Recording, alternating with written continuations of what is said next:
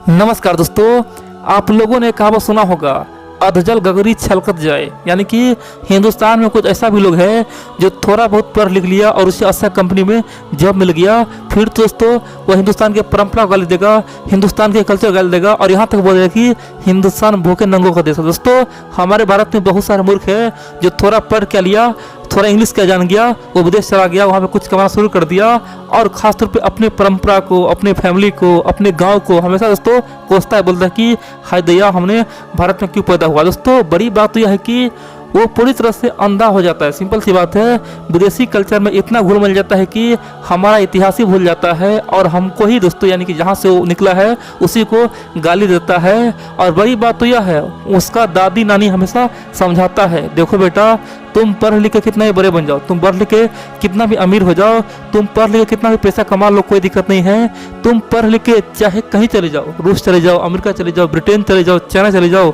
कहीं भी जाओ कोई दिक्कत नहीं है, लेकिन ज़िंदगी में कभी भी तुम अपने मातृभाषा को, अपने जन्मभूमि को मत भुलाना। जो आदमी अपने जन्मभूमि और मातृभाषा को भुला देता है वो अपना पहचान खो देता है और दुनिया उस पर केवल धिक्कारता है, दुनिया उसे केवल गाली देता है, बोलता है कि जो अपना कल्चर भूल गया वो हमें क्या याद रखेगा। दोस्तों इसीलिए कहा जाता है कि आप कहीं भी जाओ कोई दिक्कत नहीं है, लेकिन जहाँ से आप निकले हैं ना वो जगह कभी भी नहीं भूलना चाहिए। यही इंसानियत होता है, क्योंकि उसी जगह से आप इतना आगे बढ़े हुए हैं। लेकिन दोस्तों बड़ी बात तो यह है कि आज भी कुछ बड़े बड़े अरबपति है, आज भी कुछ बड़े बड़े कंपनी का जो सीईओ है वो अपने देश से प्यार करता है। कई बार कई मौके पे खासतौर पे रो दिया, बोल दिया कि आखिरकार बचपन में हमने किस प्रकार से भारत में अपना जीवन बताया, किस प्रकार हमने स्कूल में पढ़ाई किया और अब हमारा मजबूरी है कि हम बड़े बड़े कंपनी में चला रहे हैं, अपने देश घूमने का ही मौका नहीं मिलता। दोस्तों कई बार ऐसा आपने सुना होगा, चाहे माइक्रोसॉफ्ट का सीईओ हो या फिर गूगल का सीईओ हो, कई बार उन्होंने ऐसा कहा है। लेकिन बड़ी बात तो यह है कि अब की बार माइक्रोसॉफ्ट के सीईओ सत्या नडेला ने बहुत बड़ा बयान दिया, पूरे दुनिया को चौंका दिया है और दोस्तों भारत के लिए जो प्रेम है ना सबको दिखा दिया है और बता दिया है। जो छोटा मोटा मूर्ख है ना, जो केवल दोस्तों कुछ $1000 कमाता है, उसे लगता है कि हम बहुत महान हैं, और जो अपने कल्चर को गाली देता है दोस्तों उसी के गाल में तमाचा मारा है। और माइक्रोसॉफ्ट दोस्तों जानते हैं दुनिया का एक ऐसा ब्रांड है जो कोने कोने में छाया हुआ है, उसी माइक्रोसॉफ्ट का सीईओ जानते हैं सत्या नडेला जी ने ओपनली बोला है कि हमें भारत से बहुत प्यार है, भारत में जो हो रहा है हम बहुत दुखी है, हमारा दिल रोता है, जिस प्रकार हम अपने भारतीय भाइयों का लाश देखते हैं हमें बहुत ही दुखी होता है। और हम भी तो भारतीय है ना, हमारा खून एक है, हमारा डीएनए एक है। अलग बात है कि हम आज विदेश में हैं, लेकिन दोस्तों उन्होंने वादा किया है, माइक्रोसॉफ्ट के सीईओ ने बहुत बड़ा घोषणा किया है। उन्होंने कहा कि भारत में हमारा कोई भी जो भी रिसोर्स है, जो भी हमारे पास सब कुछ है, हम अधिक से अधिक खासतौर पे भारत में जो कोरोना पॉजिटिव लोग हैं उस पर हम अब खर्च करने वाले हैं, सबको तमाम प्रकार की सुविधा देने वाले हैं। हम ऐसा चेन बनाएंगे ना जिससे भारत में बहुत सारे लोगों को सुविधा मिलेगा और हम ये वादा करते हैं माइक्रोसॉफ्ट जितना हो सकेगा उतना मदद करेगा, ये हमारा फर्ज बनता है और देश के लिए हम कुछ भी करेंगे। दोस्तों माइक्रोसॉफ्ट के सीईओ ने बहुत कुछ कहा। बड़ी बात तो यह है कि खासतौर पे लोगों को जागरूक होने के लिए बोला है कि आप लोग जितना हो सके घर में रहिए, घर से बाहर मत निकलिए, क्या हालात है देखिए। और इस समय अगर भारत लॉकडाउन हो जाएगा, भारत इस समय अगर झुक जाएगा तो आने वाले 100 साल में हम लोग पिछड़ जाएंगे और दुनिया आगे निकल जाएगा और हम लोग पीछे हो जाएंगे। इसीलिए आप लोग जितना हो सके कोरोना से बचे। अगर आप कोरोना से बचेंगे तो देश ऑटोमेटिक बच जाएगा और देश ऑटोमेटिक आगे निकल जाएगा। अगर आप लोग थोड़ा भी ढलाई करेंगे, थोड़ा भी आप लोग मजा मिलेंगे। कुछ आदमी ऐसा भी है जो बोलता है कि हम तो पहलवान हैं, हम तो बॉडी बिल्डर है, हम तो अमर है, हमें कौन मार सकता है। उसे भी दोस्तों सलाह दिया है कि ऐसा बिल्कुल नहीं है, ये कोरोना किसी को नहीं छोड़ता है, जो आया सामने उसे मसल देता है। इसीलिए आप लोग बहम में न रहे और भारत को कम से कम आगे बढ़ने से न रोके। दोस्तों माइक्रोसॉफ्ट के सीईओ ने कहा कि हमारे पास जो भी रिसोर्स है हम तमाम रिसोर्स अपने लोगों पे देने वाले हैं। दोस्तों ये केवल माइक्रोसॉफ्ट का ही नहीं, इन सब के अलावा हाल ही में आप सुने होंगे गूगल का सीईओ सुंदर पिचाई ने भी दोस्तों बहुत बड़ा बयान दिया था। उन्होंने कहा था कि भारत के लिए हम सब कुछ देने के लिए तैयार है, जितना हमारे लिए सैलरी है ना हम उसमें से बहुत ज़्यादा अनुदान देने वाले हैं। खासतौर पे भारत में कोई भी मेडिकल इक्विपमेंट का कमी हो उस पर हम खर्च करेंगे, अपने लोगों में खर्च करेंगे, क्योंकि ये पैसा किस काम का, आखिरकार जो पैसा अपने को काम ना पाए वो पैसा किस काम का। दोस्तों गूगल का सीईओ जो सुंदर पिचाई है सबका दिल जीत लिया था। इतना ही नहीं दोस्तों, भारत का जो भी आज अरबपति खासतौर विदेश में पैसा कमा रहा है, विदेश में कहीं पे भी है, दुनिया के तमाम कोने कोने से सबने मदद किया है। जो अपने आप को दोस्तों थोड़ा भी खासतौर देश से प्यार करता है, बाकी मूर्खों को दोस्तों कमी नहीं है। अभी भी कुछ मूर्ख है जो भारत पे हंसता है, बोलता है कि हम इंडिया नहीं जाएंगे, इंडिया गिरा हुआ है, इंडिया पिछड़ा हुआ है। दोस्तों इस तरह का मूर्ख तो हर जगह मिल जाएगा। लेकिन बड़े लोग को देखिए ना, बड़े लोग को आप लोग देख सकते हैं, छोटे को छोड़िए, छोटे का दिमाग दोस्तों हमेशा वैसे ही रहता है।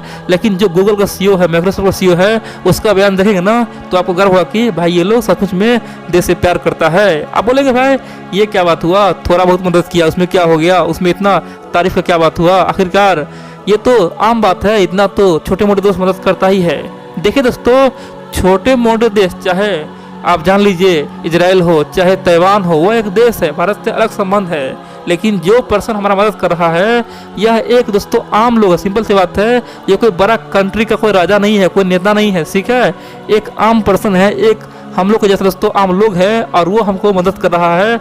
तो हमारे लिए अगर 1 रुपया देता है दोस्तों तो हमें गर्व से लेना चाहिए और समझना चाहिए कि आखिरकार उन्होंने बहुत बड़ा दान दिया है। देखिए आप लोग जानते हैं दुनिया में इंसान हमेशा भरा में जीतता है। कोई बोलता है कि हम बहुत अमीर है, कोई बोलता है हम बहुत गरीब है। लेकिन जिस समय भगवान का उस पर डंडा चलता है ना, भगवान का प्रहार होता है, उस समय उसका तमाम औकात दिख जाता है। दोस्तों अभी देखिए, आज से केवल 2 साल पहले देखिए दुनिया के तमाम देश आज से 2 साल पहले दावा कर रहा था कि हम चांद पे चले गए, हम तो अब मंगल पे घर बनाएंगे, हम ये करेंगे वो करेंगे, हम लोग बहुत ही एडवांस सभ्यता है, हम लोग एलियन को खोद दिए हैं, हम लोग चंद्रमा को बहुत ही निकट दृष्टि से देख रहे हैं, हम बहुत एडवांस हो चुके हैं, हम बहुत ही विकसित हो चुके हैं। दोस्तों ऐसा दावा करता था, लेकिन आज सब कुछ बकवास हो रहा है। दोस्तों हम लोग यहाँ पे साबित कर दे कि हम लोग कुछ भी नहीं है, प्रकृति के सामने में हम लोग बच्चे हैं, हम लोग कीड़े मकोड़े हैं।